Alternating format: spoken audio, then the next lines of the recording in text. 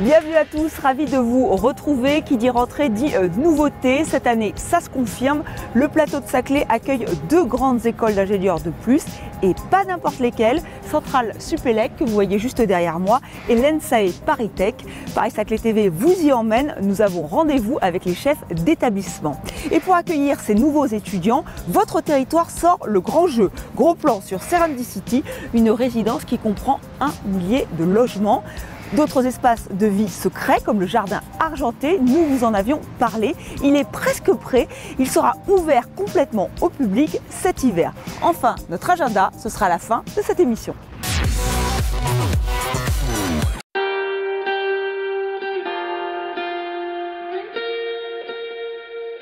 Me voici donc dans l'une des plus grandes écoles françaises, l'une des plus grandes écoles d'ingénieurs, Centrale Supélec, qui a pris ses quartiers ici à Gif-sur-Yvette, 73 000 mètres carrés qui vont accueillir près de 4 000 étudiants. Certains sont déjà là, sont déjà en cours. Et je me trouve donc avec le directeur général de Centrale Supélec, Hervé Biosser. Bonjour. Bonjour. Donc vous voici donc dans ce bâtiment hors norme, je disais, signé par un très grand architecte, Rem Koolhaas. Alors comment s'est passée cette rentrée? Est-ce que ce bâtiment correspond à ce que vous attendiez? La rentrée se passe très très bien, elle suscite de la part de nos personnels et de nos élèves beaucoup d'enthousiasme parce que nous sommes dans la modernité, dans l'ouverture et dans le partage. Et ce bâtiment que nous découvrons, avec lequel nous apprenons à vivre, remplit tous nos espoirs. C'est un rêve qui se réalise parce que c'est évidemment un lieu de travail et un lieu d'études, mais c'est surtout un lieu de vie, un lieu de partage, un lieu de création. Et les rencontres qui se passent quotidiennement entre les élèves, les personnels, les intervenants extérieurs, les enseignants sont extrêmement riches, donc c'est un rêve qui se réalise pour nous. Oui, ça correspond vraiment à l'esprit de Centrale Supélec. Tout à fait. Le bâtiment est structuré sur ce que nous souhaitons transférer à nos élèves et à nos étudiants. Il est structuré en 4 grandes zones, enfin 4 grands univers pour prendre le vocabulaire des architectes. Celui évidemment de la science et de la technique, parce que nous sommes des ingénieurs, mais aussi celui de l'entreprise, parce que la plupart de nos diplômés vont être des acteurs importants de l'entreprise.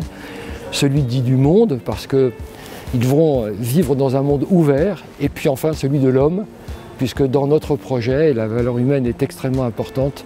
Rien ne se fait sans la confiance et le développement des hommes. Et donc le bâtiment, les 2 bâtiments nouveaux de ce campus sont structurés sur ces 4 univers. C'était important de venir vous installer ici, sur le plateau de Saclay. Pourquoi ? Les 2 raisons, c'est la concrétisation de la fusion entre Centrale et Supélec d'une part, et le fait que nous avons toujours voulu être au cœur de ce plateau de Saclay, qui est un des grands projets français et qui sera, je le répète, le premier cluster scientifique européen. Et puis il y a les transports qui sont, vous êtes vraiment connectés pour vous. Voilà, on est maintenant de plus en plus connectés avec la ville. Il va y avoir également des lieux de vie qui vont être de l'autre côté, du côté du Carré des Sciences. Et évidemment, ce qu'on souhaite le plus, c'est la mixité, c'est le principe de mixité. C'était d'ailleurs une des 7 valeurs que nous avions données aux architectes dans la construction, c'était l'ouverture et la mixité. Et je souhaite qu'effectivement, quand il y aura à l'école des spectacles ou des conférences, moi je souhaite que des habitants, notamment de Gif, mais plus généralement de la région, viennent, soient accueillis, puissent y participer, ce qui n'était pas très facile dans nos campus historiques. Donc beaucoup de projets à venir. Oui. Qu'est-ce qu'on peut vous souhaiter pour cette rentrée 2017 qui a priori se passe plutôt bien? Ce que vous pouvez nous souhaiter, c'est que, les personnels et les élèves envahissent ce campus, qu'ils en fassent leur campus. Et ça, je leur ai dit d'ailleurs dans les discours que je prononce lors de la rentrée des classes, je leur dis trouvez vos lieux de vie, faites-en un lieu de vie, vivez dans ces bâtiments, trouvez les endroits où vous avez envie de travailler, de partager. Dans ce bâtiment et dans l'autre bâtiment, il y a beaucoup d'espaces qui sont réservés pour les associations étudiantes. Donc ce que vous pouvez nous souhaiter, c'est que les usages, comme on dit maintenant, se développent et que ça devienne le lieu commun. Voilà, c'est ça que vous pouvez nous souhaiter de mieux. Eh bien, on vous souhaite tout ce qu'il y a de meilleur donc, pour Centrale Supélec qui vient de s'installer à Gif-sur-Yvette. Donc merci Hervé Biosser de nous avoir accordé quelques minutes de votre temps. Nous allons maintenant partir à l'ENSAE ParisTech, autre grande école d'ingénieurs qui s'est installée ici sur le territoire. Allez, je vous y emmène.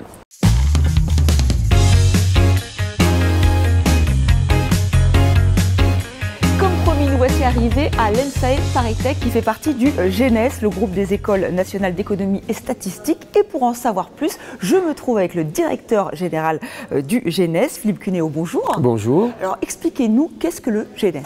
Le GNES, c'est un ensemble d'écoles et de centres de recherche avec d'autres organismes. Son objectif, c'est de fournir une prestation complète de formation initiale, continue, de recherche et aussi d'ingénierie aux entreprises et aux administrations. Alors là, vous faites votre rentrée sur le territoire, sur le plateau Oui. de Saclay. Pourquoi ce choix? D'ici quelques années, ce plateau, ça va être 15% de la recherche française. C'est un lieu extraordinaire pour développer la pluridisciplinarité, pour développer les synergies, pour travailler ensemble et pour être visible au niveau international. Dans le projet que nous avons, c'est vraiment de développer un projet universitaire au sens de marier la formation et la recherche. C'est déjà quelque chose que nous avons l'habitude de faire dans les écoles, dans l'ENSAE ParisTech et dans l'ENSAI, qui est à Rennes, mais sur le plateau, nous allons avoir la possibilité de développer beaucoup plus cette synergie. Donc ça, c'est vraiment le cœur du projet.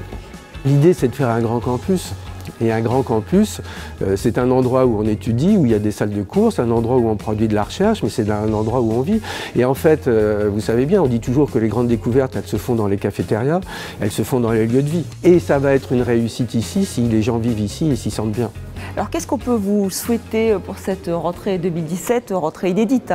Un nouveau lieu, un nouveau territoire?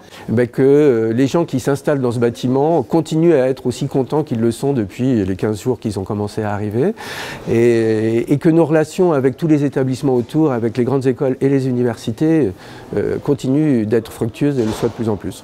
Merci Philippe Cuneo de nous avoir accordé quelques minutes. Merci à vous. Pour Paris-Saclay TV, et on va en savoir plus maintenant sur l'ENSAE ParisTech puisque nous allons rencontrer son directeur général qui lui aussi est un nouveau, on peut le dire. Absolument, voilà. Il est même plus récent que le bâtiment. D'accord, on va aller à sa rencontre. Merci encore. Au revoir. Au revoir. Donc nous voici dans la bibliothèque de l'ENSAE ParisTech, un lieu emblématique avec le tout nouveau directeur de cette école, Pierre Biscourpe. Bonjour. Bonjour. Donc vous êtes nouveau, effectivement, puisque nouveau en tant que directeur, mais vous êtes en terrain connu puisque vous êtes un ancien élève de cette école. Tout à fait, et j'en ai été aussi le directeur des études entre 2005 et 2010. Donc je connais un peu l'école. Vous connaissez bien l'école. Alors justement, expliquez-nous, qu'est-ce que vous proposez aux étudiants de l'ENSAE ParisTech? Alors, l'ENSAE ParisTech est une école d'ingénieurs en premier lieu, une école d'ingénieurs originale dans le paysage des écoles d'ingénieurs.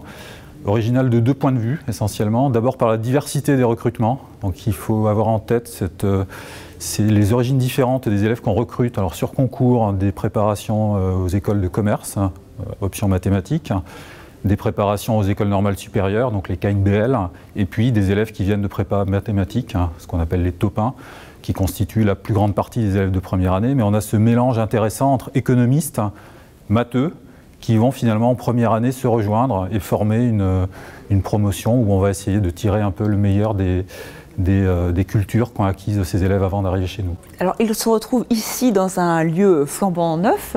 Est-ce que c'est totalement cohérent de se retrouver ici sur le territoire, sur le plateau de Saclay? Alors l'installation à Palaiseau, c'est un projet qui remonte à, on va dire, une dizaine d'années. On en parlait déjà quand j'étais directeur des études dans la deuxième moitié des années 2000. C'est un projet qui fait sens de plusieurs points de vue. On est une école d'ingénieurs, on a des relations étroites avec l'école polytechnique, historiquement, puisque l'ENSAE est une école d'application de l'école polytechnique, mais aussi avec toute une série d'écoles d'ingénieurs qui sont regroupées au sein du réseau ParisTech il y a quelques années, et qui progressivement vont s'installer également sur le plateau de Saclay. Donc je pense à l'ENSTA, qui est sur le plateau depuis 2012, je pense à Télécom ParisTech, qui va s'installer dans 2 ans, je pense à l'Agro ParisTech, qui va s'installer encore un peu plus tard. On a ces échanges dans le cadre évidemment de parcours d'étudiants, notamment de parcours de double diplôme avec toutes ces écoles. On a aussi des masters en commun.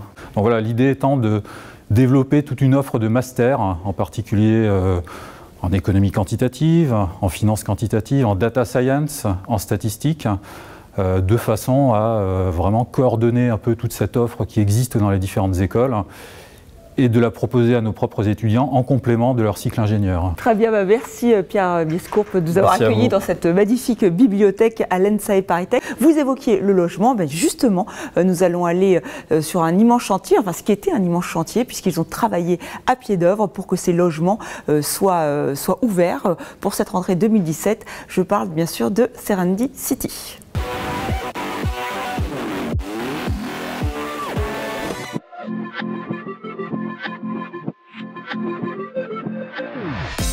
Nous sommes au cœur de la résidence étudiante Serenity City qui se situe au cœur du campus urbain et en particulier sur le quartier du Moulon.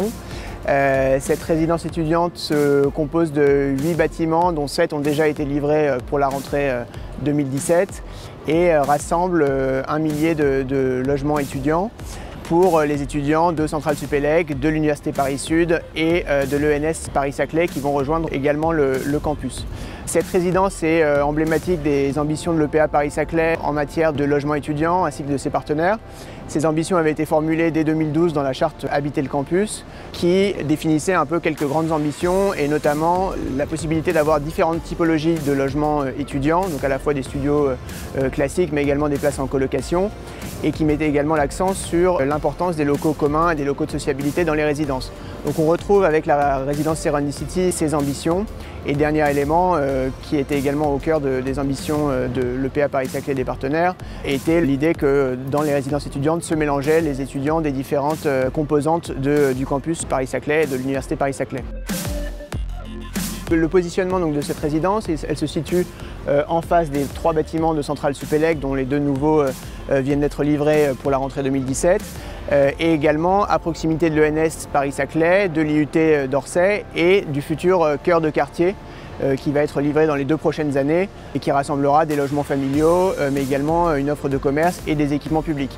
Donc ici, pour l'instant, les principaux programmes livrés sont à vocation universitaire et de logement étudiant, mais on est vraiment avec ce morceau de quartier, avec cette première résidence, à l'interface d'un futur quartier de ville et ça montre l'ambition de l'EPA et des collectivités d'avoir un campus qui soit ouvert sur la ville et vraiment qui ait des lieux de rencontre entre les différents publics du site.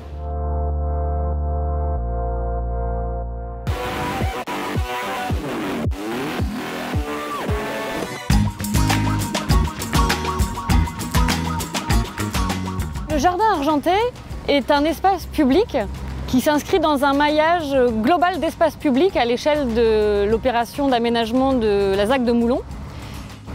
Il s'inscrit dans un système global qui est composé de plusieurs espaces publics qui vont être livrés prochainement également. Le parc du Moulon, le Mail, la place du lieu de vie, le carré des sciences et également l'ensemble des voiries et des espaces publics. L'aménagement de ce jardin est essentiel dans l'animation du campus urbain de Paris-Saclay. Il accompagne l'ouverture de l'école centrale Supélec et offrira également un lieu d'agrément confortable pour les habitants du quartier. Donc ce jardin constitue un lien naturel entre les étudiants de l'école centrale et le reste du quartier, leur permettant ainsi d'avoir accès aux transports en commun qui se développeront d'abord avec les bus en site propre et l'ensemble des mobilités accessibles, puis à terme le métro qui se situera plus au nord de ce jardin. Donc ce jardin sera équipé de lieux qui permettent donc de s'installer, de lire, de jouer, de s'allonger. Du mobilier sera prévu pour, mais également de se promener au travers d'une végétation qui a pu être conservée. Cet hiver, la plantation des arbres viendra compléter l'aménagement paysager du jardin et permettra aux futurs habitants de profiter pleinement de ce lieu. Voilà, c'est terminé pour cette première émission de rentrée pour Paris-Saclay TV. D'ici là, restez informés sur notre site epaps.fr. Merci de votre fidélité et à très bientôt.